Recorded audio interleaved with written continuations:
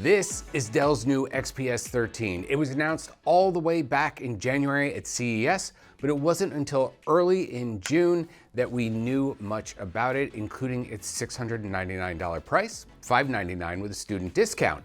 That price is important because it puts it squarely in competition with this. This is Apple's MacBook Neo, and it arrived in March for $599 or $499 for students. Laptops under $600 aren't new, of course, but from Apple they are, and $600 laptops typically aren't as nice as the Neo, and it definitely changed the expectations of what people could get in a laptop at that price. What was a bit odd, though, was that the Neo didn't seem to be affected by the price increases Windows laptop makers were already struggling with in March, caused by Ramageddon. But that was then, and this is now, and at the end of June, the component shortages caught up with Apple, and both of these laptops have the same $699 starting price. So now we have two pretty great looking laptops for $600 or $700. The XPS undoubtedly looks like it has the edge though, but maybe not. So I'm going to go through the pluses and minuses for both, and you can decide for yourself the better way to spend $700. So let's get to it. All right, so before I jump in, Dell sent me this XPS 13 for this video, but it is a pre-production unit, and while it seemingly looks and acts perfect, the performance might not measure up to what is currently shipping. So for the purposes of this comparison, I didn't benchmark test this one, but that doesn't mean I don't have performance numbers to share later on. First though, let's talk features and design. So on the surface, they're not too different, both small and lightweight with all metal bodies, though the Neo's body is sealed and silent and the XPS has vents and fans, though they're relatively quiet. What's interesting about the XPS 13 design is that it is slightly smaller but has a larger display, and you can see part of that is because of the Neo's chin underneath the screen that the XPS just doesn't have.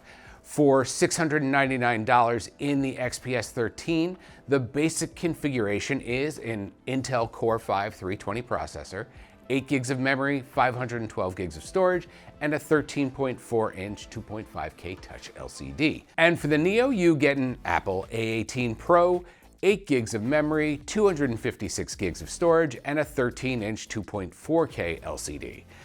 The only Neo upgrades are to double the storage to 512 gigs, and that includes adding Touch ID to the keyboard, raising the price to $800. Dell gives you the option to increase RAM to 16 gigs, but that bumps the price to $900. And actually, the XPS 13 already has a lot that's better in the base model than the base Neo.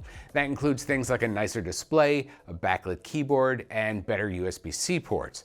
And those ports are split, one on each side, making it easier to connect to power or displays. So, where does the Neo win? Well, it does come in 4 colors, so that's nice. The base XPS 13 right now is just this blue. It's a beautiful blue, but you can get a similar blue and 3 other choices with the Neo. Also, the Neo's trackpad is better. Not dramatically better, and certainly not a deal breaker, but the mechanical pad on the Neo is remarkably good for any laptop, let alone a formerly $600 one. Again, this is a pre-production sample from the Dell, so maybe it might improve. And one other thing, the Dell has no headphone mic combo jack, so you'll need a USB-C adapter or a hub for wired headphones. So those are 3 relatively small things where the Neo comes out on top. But the biggest thing, the thing that will make the Neo a no-brainer for a lot of people, the Dell XPS 13 is not a MacBook.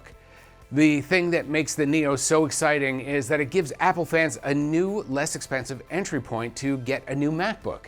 And for those who love their iPhone and iPad and just want to stay in the ecosystem, and I don't blame them, it's a perfect fit for a basic home office or school laptop.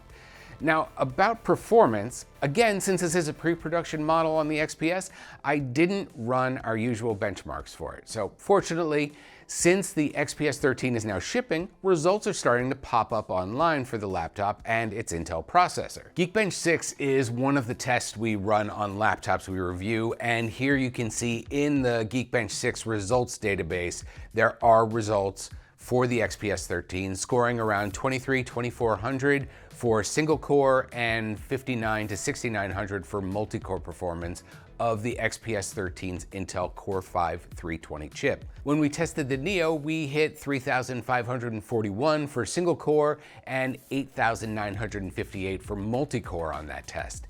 That makes the Neo's A18 Pro look like the winner, and it very well might be, but you can see that the XPS 13 results posted were done using the balanced power plan and not best performance. Also, if you look at other results for the Intel processor, you'll find results up over 8,000. So my guess is that for CPU performance, the XPS 13 and Neo will likely be so close that it won't make a significant difference. For battery life, Dell claims a battery life for up to 17 hours of streaming, and the Neo got 13 hours and 26 minutes on CNET's streaming video test. So it's likely these are probably going to be about the same for that too. I expect I'll get our review sample from Dell here soon enough and we'll know for sure, but based on the info currently available online, it looks like the XPS 13 will be just as good as the Neo for basic computer tasks. But yeah, a lot of whether you go with the XPS 13 or the MacBook Neo is going to come down to ecosystem and whether you want or need the extra features Dell offers, or if you already have other Apple products and you just want to stick with Apple. At the end of the day, it's just nice that we have two solid premium options at this price, especially now that prices have shot up so much this year and they aren't going down anytime soon. So what do you think about the XPS 13 and the Neo? If you're an Apple fan, do you stick with the Neo or step outside and try the Dell? Let me know in the comments, and you can read more about both of these laptops on our sites. And as always, thanks for watching.